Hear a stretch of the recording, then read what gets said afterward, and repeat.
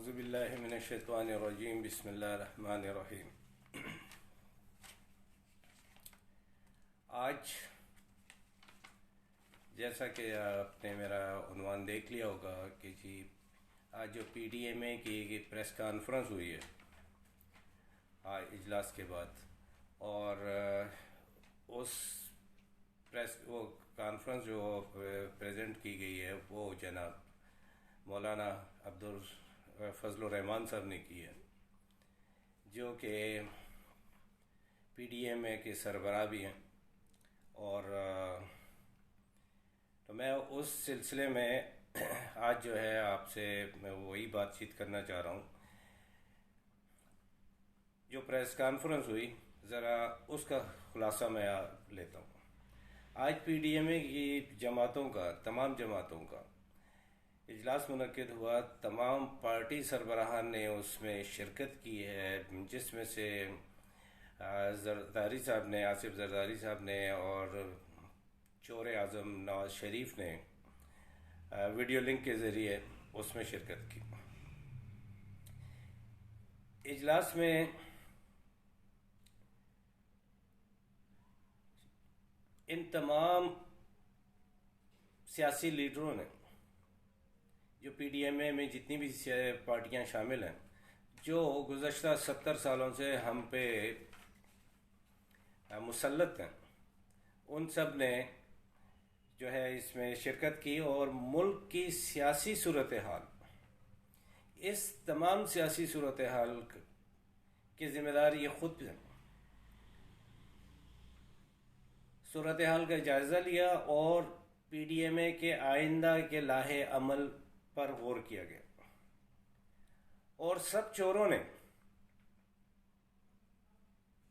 सारे मुनाफिकों ने, तमाम गद्दारों ने, तमाम लुटेरों ने, तमाम दरिंदों ने, जिन्होंने इस मुल्क के अवाम का खून चूसा आज तक, इस मुल्क, इस पाक धरती जिसका ये खाते रहे और उसमें ये अपने अपने जो है वो छेद करते रहे।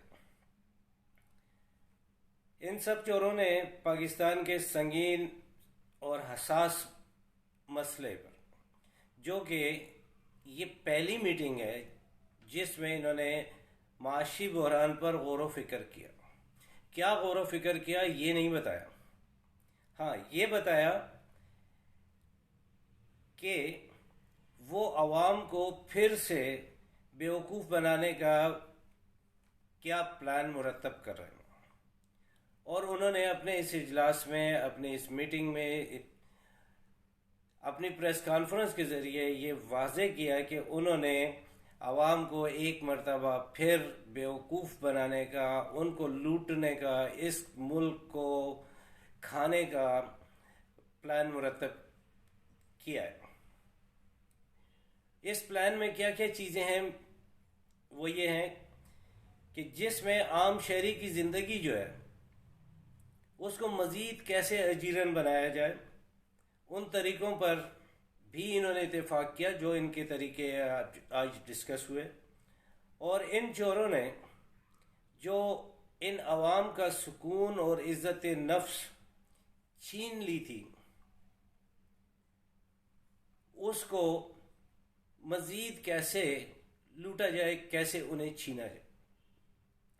और ये जो मोहतरम शहरी हैं, जो हमारे ये सियासी लीडरान, तमाम की मैं बात कर रहा हूँ, इसमें मैं किसी पीटीआई या किसी और की पार्टी को छोड़ के मैं बात नहीं कर रहा, मैं तमाम पार्टियों की बात कर रहा हूँ, तमाम सियासी लीडरों की बात कर रहा हूँ। पीटीआई पे मैं आऊँगा, उसके लिए भी मैंने एक प्रोग्राम अपना रखा हुआ है।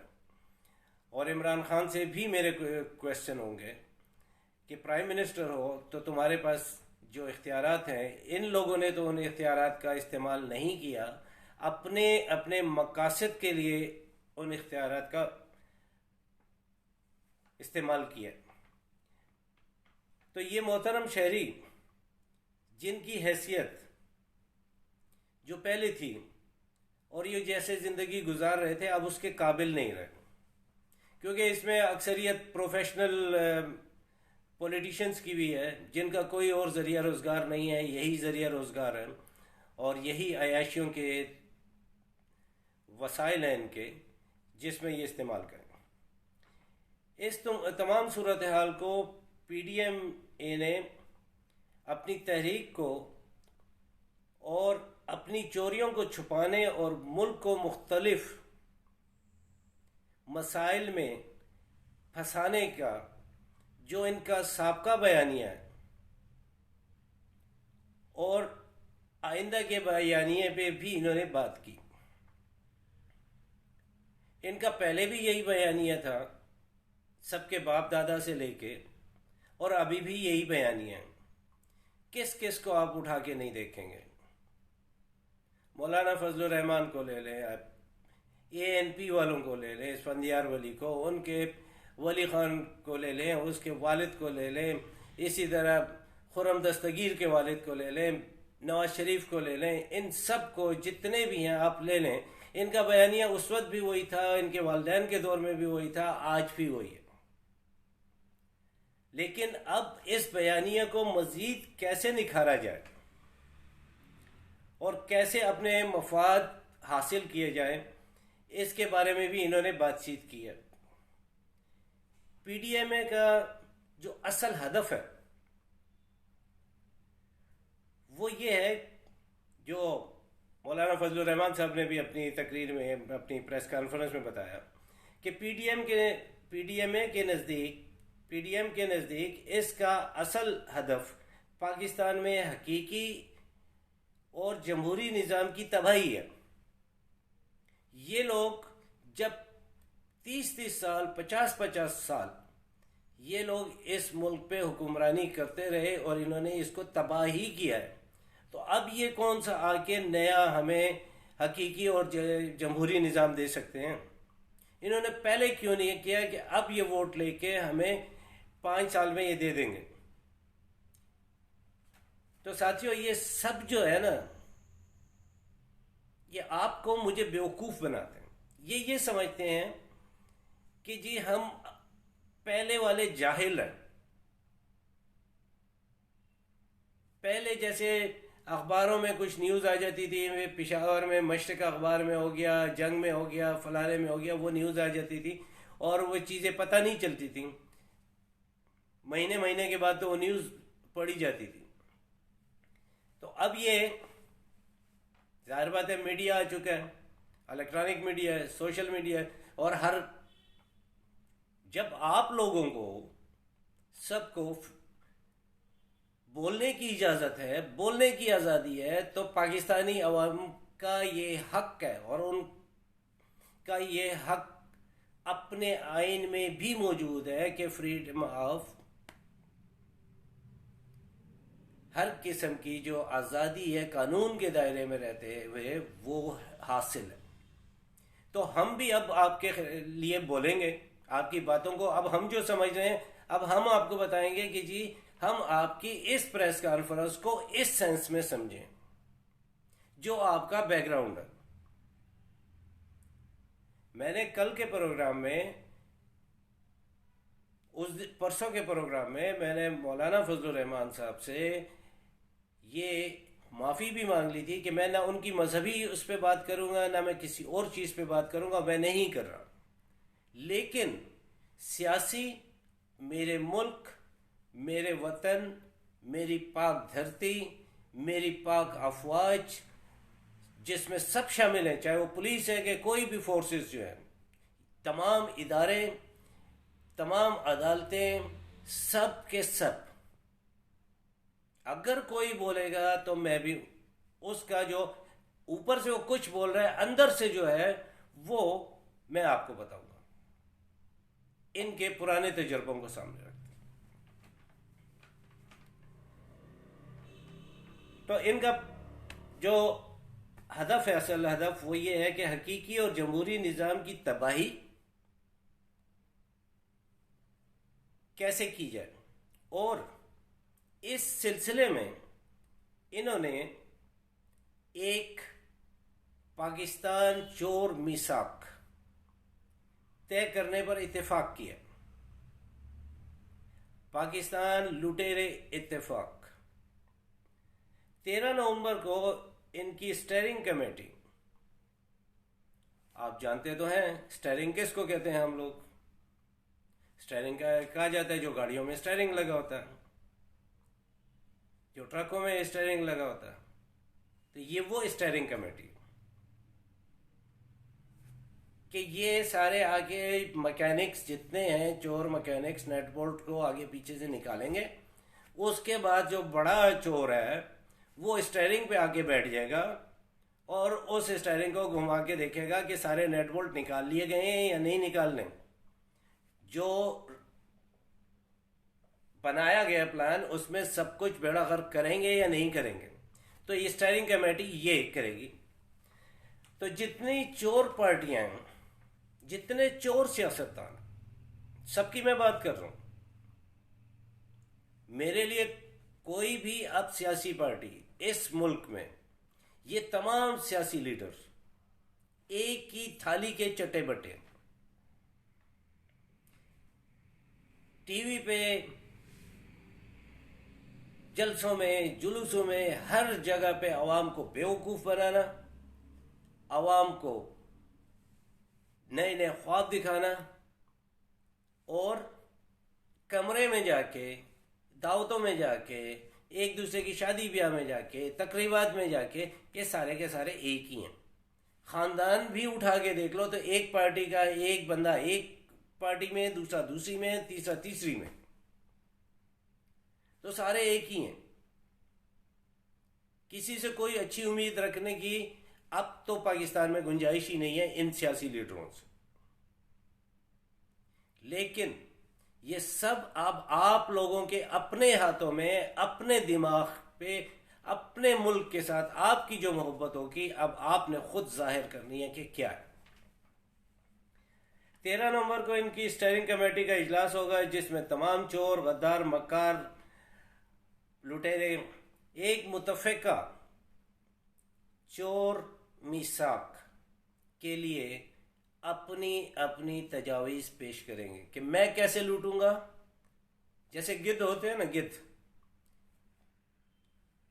किसी कमज़ोर जानवर को जो बीमार हो, लागिर हो, इस मुल्क को तो इन्होंने बीमार और लागिर कर ही दिया, वो आके एक एक बोटी नोचने का प्लान करते हैं, ऊपर बैठे होते हैं कि कब ये जनाब हिले और हम इसकी एक एक बोटी नोचें। तो ये बिल्कुल उसी तरीके से ये 13 तारीख को जो इनकी होगी उसमें ये लोग उसी तरीके से प्लान बताएंगे कि मैंने उसकी गर्दन नोचनी है, मैंने उसकी आंख नोचनी है, मैंने उसके कान नोचने हैं, मैंने उसकी शहरक को खींचना है, मैंने उसके हाथ काटने हैं, मैंने पाँव काटने हैं। ये तजावीज़ ये स्टीयरिंग कमेटी में 13 तारीख को पेश करेंगे। और उसके बाद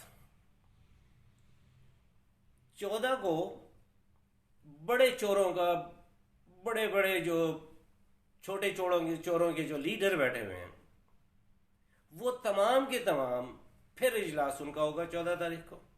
और ये जितनी प्लानिंग होगी कि जी कैसे नोचा जाए, कैसे इस अवाम को, इस मुल्क को, इसका सत्यानाश मारा जाए, कैसे अपने चीज़ें पूरी की जाए, ये उसका फैसला करेंगे। उन सिफारिशात को यकजा करके ये इसको निकाल लो, ये ठीक नहीं है, ये वाला ठीक है, ये हम 3 जो हैं या 2 जो हैं बड़े जनाब गिद्ध हैं, तो हमने फैसला करना है कि कैसे ये ना जाए। ये कमज़ोर गिद्ध है, इसको तो पूछो ही नहीं।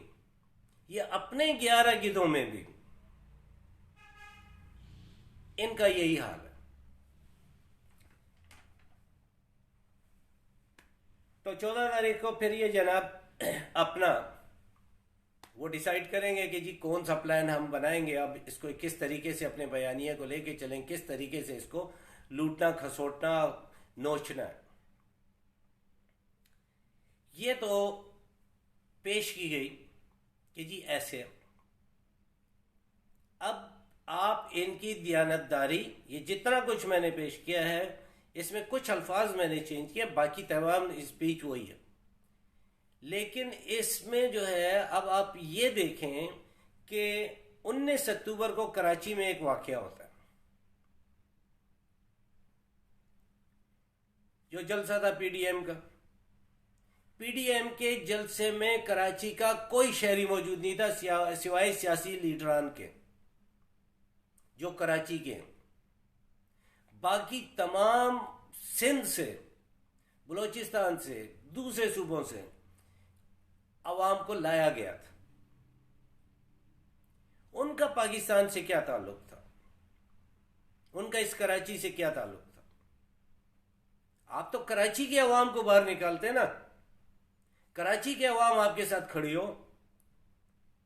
जितने जलसे हो रहे हैं, जो कुछ भी हो रहा है, सारी अवाम बाहर से लाई जाती, पैसे दे के लाई जाती, जिनको ये भी पता नहीं कि हम किस लिए आए हैं।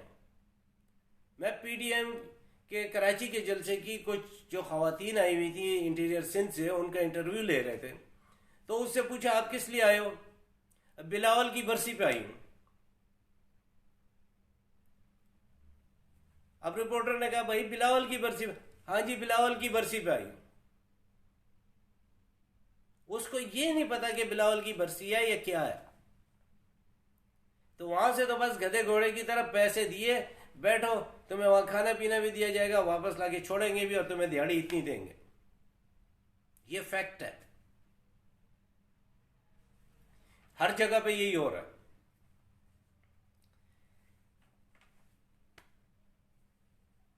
तो 19 अक्टूबर की जो यहां पे कराची में एक वाकया हुआ था जिसमें मरियम सफदर के शोहर रे नामदार, और मैं इस पे हैरान हूं कि इनके बयानिए को देखो कि ये सफदर आवान जो है उसके साथ मौलाना फजलुर रहमान साहब ने अपनी स्पीच में ये कहा कि मरियम सफदर, मरियम नवाज और उनके शोहर कैप्टन सफदर। तो कैप्टन क्यों लगाते हो? फौजी क्यों मानते हो उसको? तो वो भी तो तुम्हारे प्रोपेगेंडे उसमें शामिल है। जो भगोड़ा है, जो गद्दार है, जो फौज के खिलाफ बोलने वाला है, जो कैरेक्टर का भी ठीक नहीं है।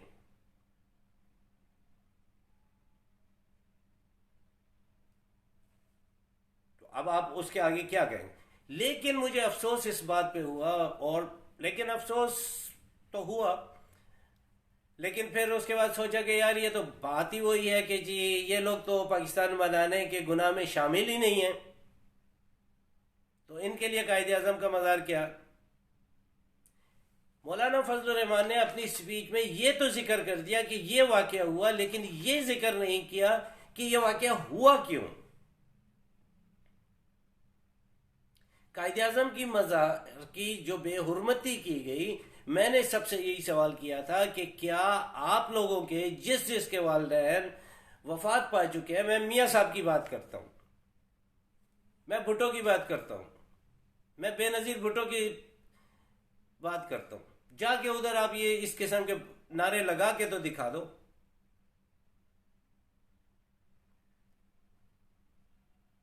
तो पाकिस्तान के वाली वारिस खत्म नहीं हुए अभी, बताता हूं कौन है। उसकी इंक्वायरी की बात होती है, बेहुरमती की कोई बात नहीं, कोई नदामत नहीं, किसी किस्म का कोई जिक्र नहीं। उसके बाद मजीद सवाल जवाब, क्वेश्चन आंसर हुए, कुछ और चीजें उन्होंने बोली, इतनी लंबी तफसील में मैं नहीं जाना चाहता।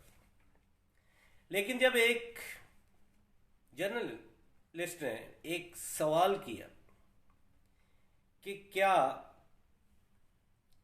आप जो फौज के जर्नलों के नाम लेते हैं,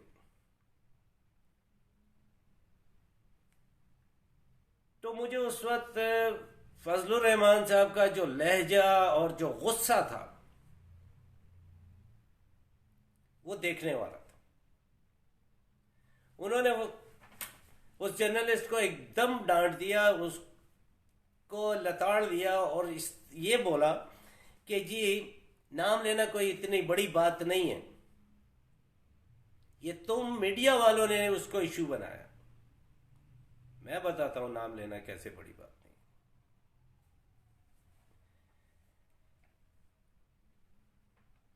गुस्सा जितना था वो जाहिर था। अब गुस्सा क्यों आता है?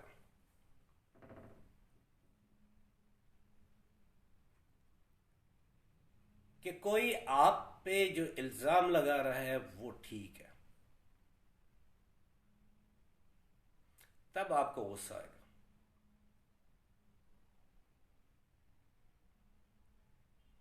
कोई आपके आबा व अजदाद, आपके असलाफ, उनके बारे में कोई बात करता है, तब आपको गुस्सा आएगा।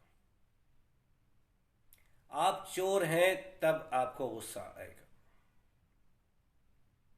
या फिर वो कि जो कोई गलत काम देख रहा है, कोई चीज महसूस कर रहा है कि जी ये चीजें गलत कर रहे हैं, ये झूठे लोग हैं, ये,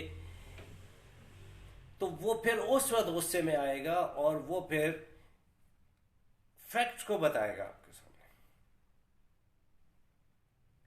मैं, कोई मीडिया से मेरा ताल्लुक नहीं और ना मुझे किसी किस्म की कोई ज़रूरत, और ना ही मैं कोई लाइक चाहता हूं और ना ही मैं कोई आपके कमेंट्स चाहता हूं। आपकी अवेयरनेस चाहता हूं। इस पाकिस्तानी अवाम को बोलने का हक है। उसको ये पता होना चाहिए कि जी मैं बोल सकता हूं, मेरे राइट्स हैं, कानून के दायरे में रहते हुए। चाहे वो कोई भी चीज हो, कानून के दायरे में रहते हुए आप एक्शन कर सकते हैं। आप रियासत के कानून के खिलाफ कोई चीज नहीं कर सकते। जब पाकिस्तानी अवाम कोई चीज रियासत के खिलाफ नहीं कर सकती, जब मैं अपनी अफवाज के खिलाफ, अपने पाकिस्तान के खिलाफ किसी चीज, कोई बात नहीं कर सकता, मुझ पे कानून लागू होता है, तो ये तमाम जो अपने आप को मुअज़्ज़ज़ शहरी कहते हैं, एलीट क्लास जो है, ये तमाम के तमाम जो है ये भी हमारे जैसे हैं। इनका भी, इनकी भी पूछो जी, इनको भी रगड़ा दिया जाएगा।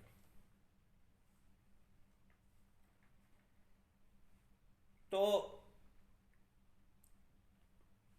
फजलुर रहमान साहब ने ये चीज कही और उसके साथ एक और चीज कही कि हमारे जलसों में या किसी और चीज में हो कोई भी हादसा हुआ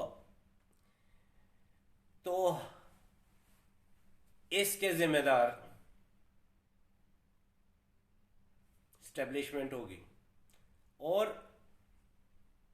इन्होंने ये फरमा दिया कि जी हम जानते हैं कि असल दहशतगर्द कौन है। तो पीडीएमए के तमाम लोगों से मैं ये पूछना चाहता हूं कि आपने तो कह दिया कि हमें मालूम है कि असल दहशतगर्द कौन है, और मैं भी अल्लाह ताला को हाजिर और नाजिर जान के कहता हूं कि आपको पता है पाकिस्तान में ये तमाम दहशतगर्दी आप लोगों की सरपरस्ती से हुई। चाहे वो पंजाब की थी, चाहे वो जनाबुस की थी। अगर आप लोग सरपरस्ती न करते इन अपनी कुर्सियों के लिए, तो ये चीज पाकिस्तान में नहीं आ सकती थी। असल दहशतगर्द जो इन्होंने फरमाया, अब जरा मैं बताता हूं कि जो नवाज शरीफ साहब और ये तमाम बोलते हैं, तो मैं आवाम के लिए बोल रहा हूं, मैं आम लोगों के लिए बोल रहा हूं। आप लोग जो जब से पैदा हुआ, जब से होश जिसने संभाला, कोई 20 साल का है, कोई 25 का है, कोई 40 का, कोई 60-70 वाले जो हमारी एज वाले हैं, वो तो अब खून के आंसू बहा रहे हैं कि हमने गलतियां की, हमने इन जैसों को चुना, हमने इनको अपने ऊपर मुसल्लत किया। सब नौजवानों से मैं मुखातिब हूं और सब नौजवानों को मैं ये कह रहा हूं पाकिस्तान के, कि हम जो इस वक्त 60 की और 60 से ऊपर वाले हैं, ये सब कुछ हमने किया। ये हमारी गलतियां हैं जो हमने इनको सिलेक्ट किया था। अब जरा वर्दी पे बात हो जाए तो पहली चीज तो ये कि फजलुर रहमान, जरदारी, नवाज शरीफ जितने हैं ये सब वर्दी की वजह से चले। भुट्टो किसका बेटा था? डैडी किसको बोलता था?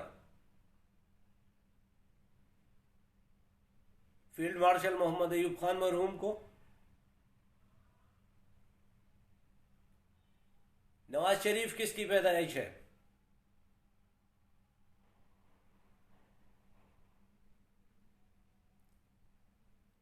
जनरल जियाउल हक। फजलुर रहमान जनरल जियाउल हक के साथ भी रहा, इसके साथ भी रहे, मुशर्रफ के साथ भी। आज इनको जितने ये छोटे हैं इनको डाल दो, देखो किधर जाते हैं। मैंने तो अपनी 12-15 साल निकाल दो, 40 साल में तो मैंने ये देखा है कि ये सियासी लीडरान जो हमारे हैं, ये जो हुक्मरान थे हमारे, जब ये कोई काम नहीं कर सकते थे, जब ये कोई अपने मफादात की वजह से उन चीजों पे इन्होंने ध्यान नहीं दिए, तो उसके बाद ये उठा के ले आए जी, इन्होंने कॉल कर दिया फौज पाकिस्तान को अपने मकासद के लिए।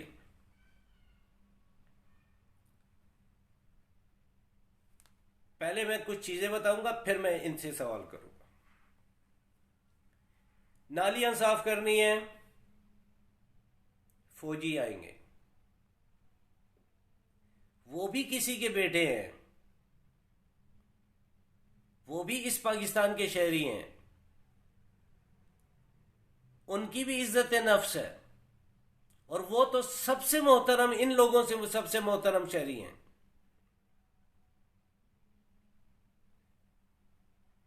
वो फरमाबरदार है, वो ऐसी माओं के बेटे हैं, ऐसी माओं की औलाद है कि जिन पर फख्र होना चाहिए। नालियां साफ करने, गंदी नालियां, कचरा उठाने, सैलाब आए उसमें, तूफान आया उसमें, जलजला आया उसमें, फौजी कोई भी आफत इस मुल्क पे आई, चाहे वो दहशतगर्दी की सूरत में थी, चाहे किसी भी सूरत में थी, आपने हमेशा फौजियों को बुलाया।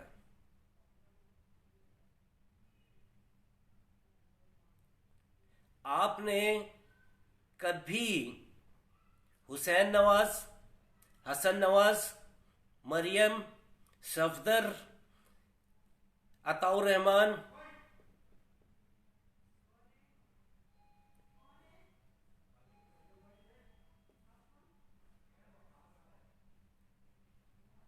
जितने के जितने हैं, ये औरों को भी आप ले लें, अवैस नूरानी को ले लें, दूसरे जितने हैं, बिलावल को ले लें, जरदारी को ले लें, जरदारी की बहन को ले लें, काफ लीग वालों को ले लें, पीटीआई में जो शामिल है उनको ले लें, एएनपी को ले लें, जमात इस्लामी को ले लें, इनके किसी बच्चे ने अपनी गली में भी झाड़ू दिया? इन लोगों ने अपनी जेब से कुछ पैसा निकाल के कोई जगह साफ कराई है? लॉन्ग शूज तो मैं भी पहन के हर जगह पे जा सकता हूं, किया क्या मैंने? हर काम के लिए फौजी, इलेक्शन हो उसके लिए भी आप लोग बुलाते हो ना फौजियों को। जो गवर्नमेंटें मौजूद है, जो उनको आप लोग बुलाते हो ना, वो अपनी खुशी से तो नहीं आते। आपके इस्लामाबाद में कोई धरना हो जाए, कुछ हो जाए, आप ही फौजियों को बुलाओगे। फौज में सिर्फ आर्मी, एयरफोर्स, नेवी नहीं है, एफसी भी फौज का हिस्सा है, रेंजर भी फौज का हिस्सा है, पुलिस भी हमारी फौज के हिस्से में ही है, क्योंकि वो हमारी निगहबानी करती है, हमारा ख्याल रखती है, हमारी चौकीदारी कर रहे हैं। ये जो हम रातों को आराम से सोते हैं, इसके पीछे वर्दी है। ये जो हमारे मसाइल हल होते हैं, इनके पीछे वर्दी है। ये जो दहशतगर्दी खत्म की है, जो दहशतगर्दों के खिलाफ जाने जा रही हैं, इसकी सारी वजह जो है वो वर्दी है। ये जो आज इस वक्त सारे चोर इकट्ठे हो चुके हैं, इसके पीछे भी वर्दी है।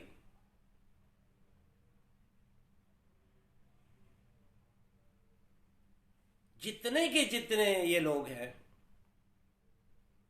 इस वर्दी पे दाग लगा रहे हैं, लेकिन अपने दागों को नहीं देख रहे। अरे तुम्हारे तो दामन छेद छेद है।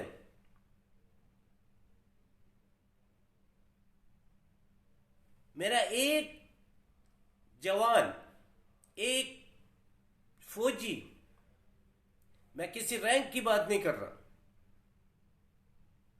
इस मुल्क पे जान देने के लिए हर वक्त हाजिर रहता है। फजलुर रहमान साहब से, नवाज शरीफ से, सबसे मैं ये कहता हूं, जितने जरदारी साहब से,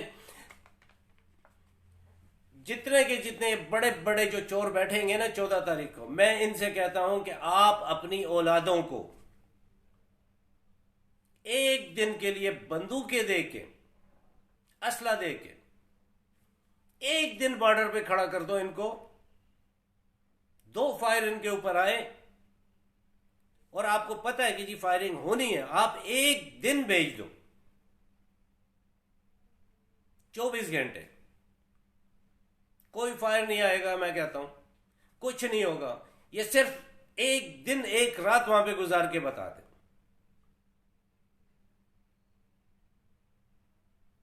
ऑपरेशन राह रास्त सवात का, सवात के लोग, मालाकंड के तमाम लोग उसे जानते हैं। कुछ लोग जो है जरा ज़हनियत वो है, लेकिन सब जानते हैं। मैंने उसको अच्छी तरीके से देखा है, मैंने वहां टाइम गुजारा। शवाल ज़रब अज़ब पे भी मैं विजिट कर चुका हूं, अपने किसी कामों से विजिट किया मैंने। लेकिन जैसे वो रहते हैं पहाड़ों के टॉप पे, कीचड़ में पड़े हुए, बारिश हो रही है, न कोई शेल्टर है, न कुछ है, कीचड़ में पड़े हुए हैं, कुछ भी नहीं है उनके पास। एक रात गुजार के बता दो, अगर तुम इस कौम से, इस मुल्क से मुखलिस हो। बातें करना सबको आती हैं, मुझे भी आती हैं, मैं भी बहुत बोल सकता हूं, हर एक बोल सकता है। राह चलते को भी आप माइक पकड़ लो उसके सामने, वो भी वो चीजें बोल देगा जो आपने सोची भी नहीं होंगी।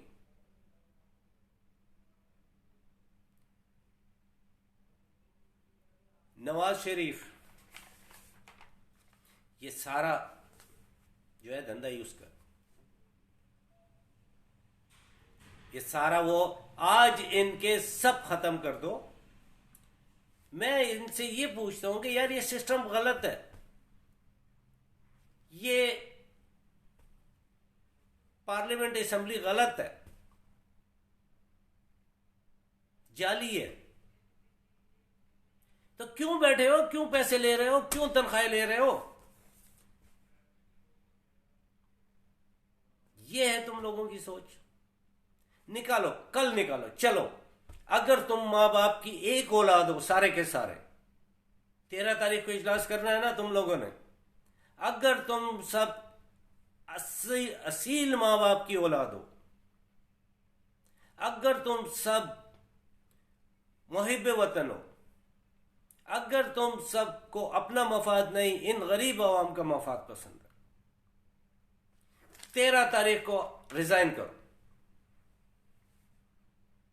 मैं आपके साथ खड़ा हूं। 13 नवंबर को रिजाइन करो असेंबलियों से, तो फिर मैं देखता हूं कि जी आप कितने सच्चे हो। हिम्मत है? सवाल ही नहीं पैदा होता। चैलेंज है मेरा।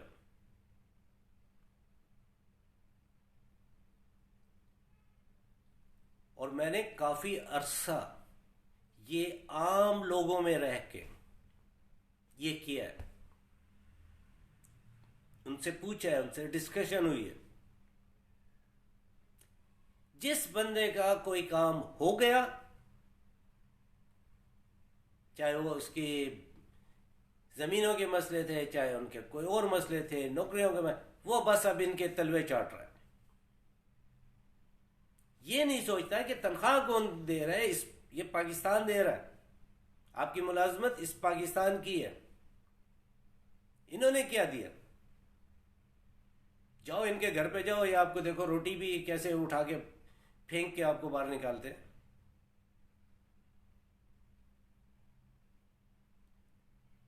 हम गलत हैं, इसलिए ये हम पे। जिस दिन हम ठीक हो गए, जिस दिन हमारी सोचें ठीक हो गई, जिस वक्त हमें गलत और सही का पता लग गया और हमें गलत और सही मानने पे हम तैयार हो गए, उस दिन होगा, उस दिन आप ठीक हो गए। वरना आप याद रखो कि ऐसे ही इनका काम ये है गिद्धों की तरह। तो अब पीडीएम जो है, ये बेसिकली पीडीएम जो है, ये बेसिकली गिद्धों की पार्टी है, जिसका कोई और मकसद नहीं। इसी तरीके से इन्होंने लूटना है, इसी तरीके से खसोटना है। 30 साल में तुम लोगों ने कुछ नहीं किया। 2.5 साल में सिंध की गवर्नमेंट कुछ नहीं कर पाई। पिछले 5 को छोड़ दिया, सबको छोड़ दिया। इस 2.5 साल में आप तो कुछ करते।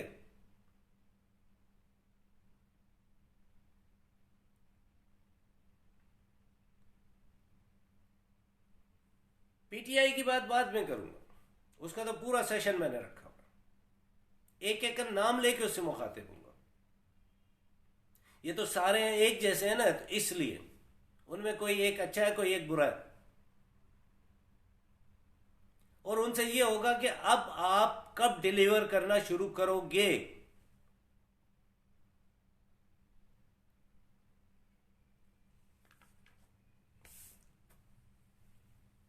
इतनी बारियां लेकर भी, इतने वो करके भी, जो आप लोगों को लेके, वरना तो तुम किसी लोहार की भट्टी में ही अभी भी बैठे होते। यही फैक्ट्रियां चल रही होती, यही चीजें होती, और तो कुछ नहीं था ना तुम लोगों के पास। ये इज्जत, ये झंडे, ये तुम्हारी जितनी चीजें थी, ये इस मुल्क ने दी हैं, इस कौम ने दी हैं। इन्हीं का खून चूसते रहे हो। शर्म करो, डूब मरो तुम सब लोग। बेटियों को सामने लेके आए हुए हो। भेजो ना हुसैन नवाज को, हसन नवाज को। खुद चोरों की तरह छुपके क्यों बैठे हुए हो बाहर?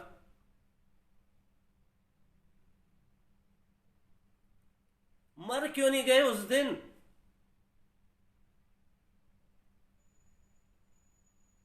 और जितना बड़ा झूठ बोलते हो इस वक्त, शर्म तुमको नहीं आती, हया तुम में नहीं है। खवातीन के बारे में तुम्हारी लैंग्वेजेस देख लो, तुम्हारे साथ जो खवातीन इस वक्त चल रही हैं उनकी लैंग्वेजेस देख लो। अरे हटाओ इन खवातीन को सामने से, भेजो किसी जगह उनको, मीडिया वालों, अपने जो है मर्दों को, फिर मैं जवाब दूंगा। मरियम नवाज ने जुबैर उमर,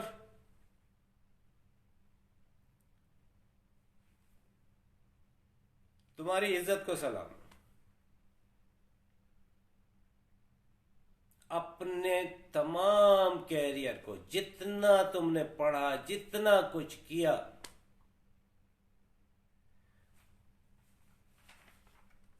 उसको तुम सफाइयां पेश करते रहो कि नहीं जी इसका मतलब ये नहीं था, इसका मतलब ये था। और वो खड़ी हो के जलसे में ये कहे कि जी वो सफाइयां पेश कर रहा है, हमारा ये मकसद नहीं था, हमने जो कहा है वो ही है। तो जुबैर उमर, तुम भी झूठों में शामिल हो गए ना।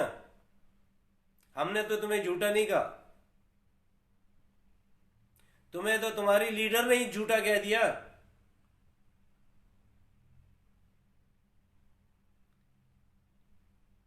तुम्हारे पे भी सेशन है जुबैर उमर।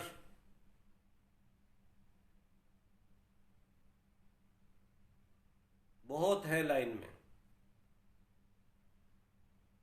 अगर मेरे पास कम होते तो शायद मैं हफ्ते में कोई एक प्रोग्राम करता। ये तो अब डेली की चीज बन चुकी है।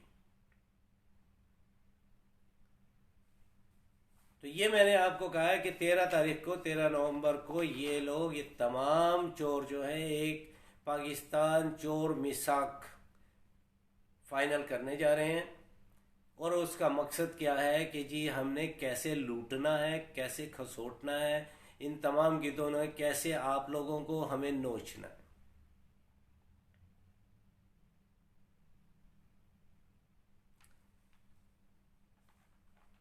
लेकिन इस सब के बावजूद मेरा खालिक व मालिक बहुत अजीम है, बहुत कुदरत वाला, जिसके कब्जे में और जिसकी हुक्मरानी और जो कुछ इस कायनात, आसमानों, जमीन और जितने जहां हैं, जो उसके खल्क करता है, तमाम के तमाम, एक चूंटी है उसकी आवाज भी वो सुनता है, उसकी हरकत भी वो देखता है। जिसकी आवाज आप तो क्या सुनोगे, उसके तो कदमों की आवाज आपको नहीं आती।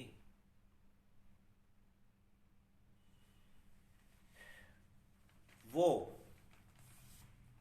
हमारी इस अफवाज, हमारी इस कौम, हमारे इस मुल्क का निगहबान है। और जितने भी ये चोर, उचक्के, झूठे, ये जितने मफाद परस्त लोग हैं, ये इन तमाम की डोर खींचने का अब उसने काम शुरू कर दिया।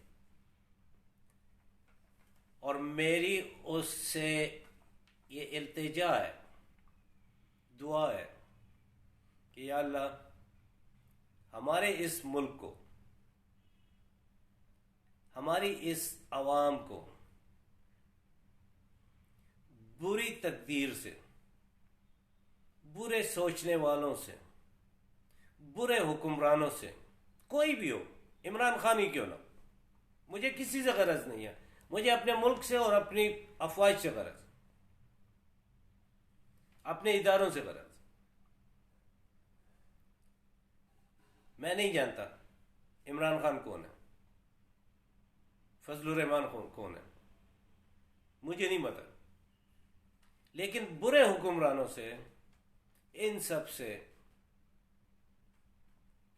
तुझे तेरी सिफात का वास्ता है, तुझे तेरे महबूब का वास्ता है। जो जैसा है उसको जाहिर कर दे। उसकी डोर अब खींच ले। ये आवाम थक चुकी है, हम थक चुके हैं। बहुत कर लिया इन लोगों ने। इस मुल्क को नोच नोच के खा गए, इसकी आवाम को नोच नोच के खा गए। ये दरिंदों की तरह हमारे खून चूसते रहते हैं। हम टैक्स देते हैं, आधी तनख्वाहें तो हमारी टैक्सों में निकल जाती है। उसके अलावा आप मार्केट में जाओ, हर चीज पे टैक्स लगाओ। ये आज इस 2.5 साल में नहीं लगा टैक्स,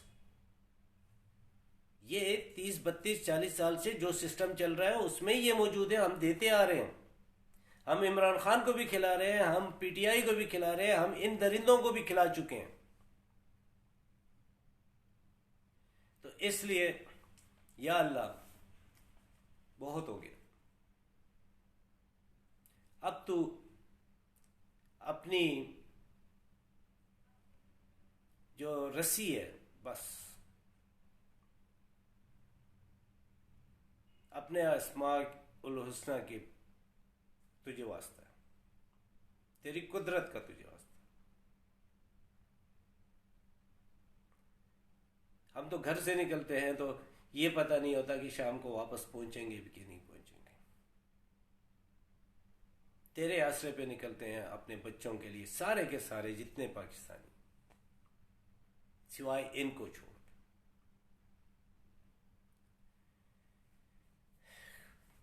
कुछ वो किसी ने कहा है ना कि रिश्ते में आंसू साफ करने की बजाय आंसू देने वाले देने लगे अगर कोई, तो समझ जाओ कि उस रिश्तों ने अपनी उम्र पूरी कर ली है, यानी कि वो रिश्ते अब खत्म हो रहे हैं।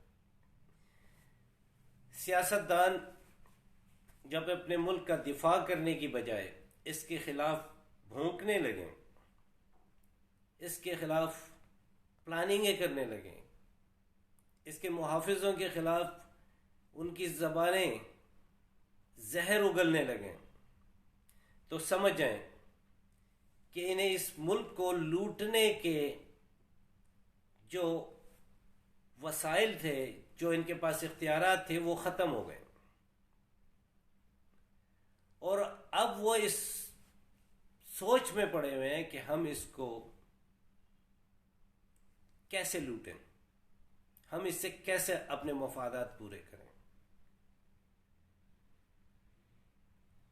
है कोई माई का लाल इन तमाम सियासतदानों में से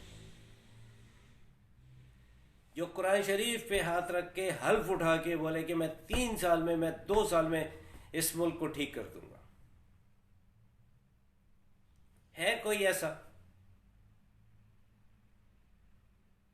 मैंने चैलेंज किया है कि अगर ये सच्चे हैं 13 तारीख को, तो ये असेंबलियों से रिजाइन करें, वरना हमारे टैक्सों के पैसों से तनख्वाहें मत लें, हमारे टैक्सों के पैसे से ये लोग ये मरात न लें। इसी मुल्क के खिलाफ बोलते हो, इसी मुल्क का पैसा खाते हो, इसी मुल्क की मरात लेते हो, तो फिर अल्लाह ताला अब हम अपना जो केस है ना पाकिस्तानी अवाम, अब वो अल्लाह के सुपुर्द करने वाली है। अब वो अल्लाह से ही दुआ करेगी कि जो सच्चा है उसको सच्चाई जाहिर का, और जो झूठा है, मक्कार है, फरेबी है, दागाबाज है, उसको उसकी वो जो खुसूसियात है वो अवाम के सामने जाहिर। आज के लिए इतना ही, इजाज़त दीजिए। चलते चलते अल्लाह ताला आप सबको, आपकी फैमिलीज़ को, आपके दोस्तों को, आपके अहल वयाल को, आपके हमसायों को, सारे पाकिस्तानियों को अपनी हिफ्ज़ अमान में रखे। सबको बुरे दोस्तों, बुरी सोबत, बुरे हमसायों, बुरे रिश्तेदारों, बुरे हुक्मरानों, बुरी तकदीर से अपनी पनाह में रखें। और पाकिस्तान का हामी व नासिर अल्लाह है, और वो ही इसको कायम व दायम रखेगा, और वो ही इसका निगहबान है।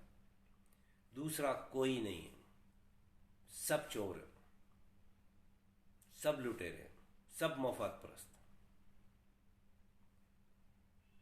चलते चलते एक मरतबा आप भी दरूद शरीफ पढ़ लीजिए, मैं भी पढ़ लूँगा।